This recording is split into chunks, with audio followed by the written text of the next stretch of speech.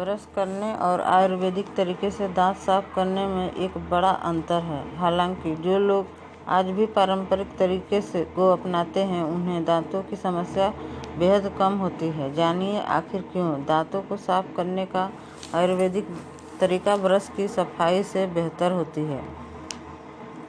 आँख, नाक और कान की तरह दांत भी हमारे शरीर का महत्वपूर्ण हिस्सा है।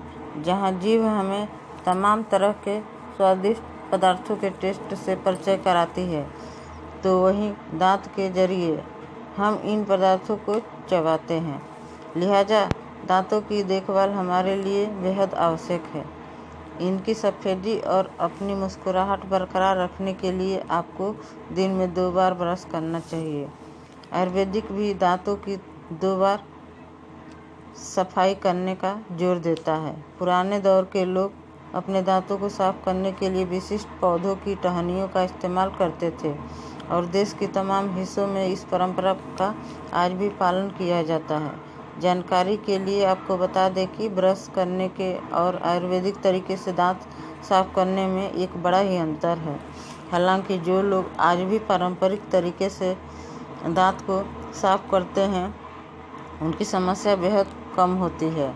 जानिए आखिर क्यों दांतों को ब्रश से साफ करने से बेहतर है कि आयुर्वेदिक का पारंपरिक तरीका अपनाएं।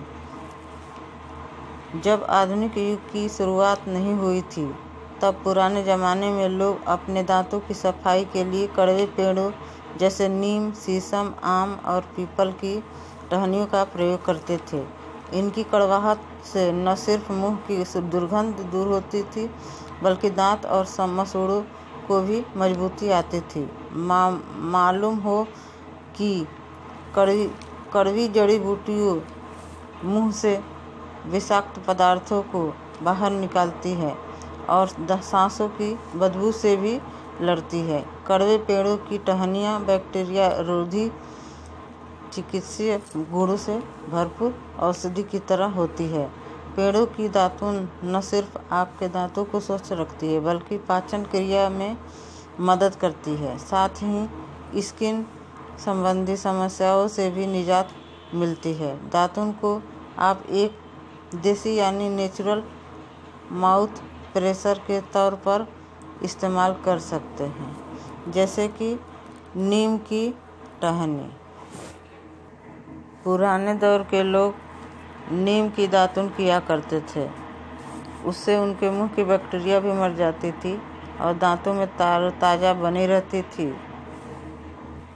आम, नीम, शीशम या पीपल जैसे पेड़ डाल की किसी भी टहनी को तोड़ लें। दातुन के लिए आप 20 से 25 सेंटीमीटर की टहनी होनी चाहिए जो कि आपकी अंगुलियों में आसानी से आ जाए। इसके बाद आप टहनी को थोड़ी देर तक चबाएं। जब टहनी की नोक पर हल्के से ब्रिसल निकलने शुरू हो जाए तो इसे ब्रश की तरह दांतों पर रगड़ें। धीरे धीरे ये टहनी घिसने लगेगी और ऑटोमेटिक ही ब्रशनुमा बन जाएगी। इसे दांतों के अलावा जीभ पर भी लेकर जाएं। दातुन को आप जितनी देर तक मुंह में रखेंगे उतना ही आपको फ़ायदा होगा। ग्रामीण लोग 1 घंटे या इससे अधिक समय तक दातुन करते हैं जब तक कि पूरी टहनी टूट न जाए। नमस्कार।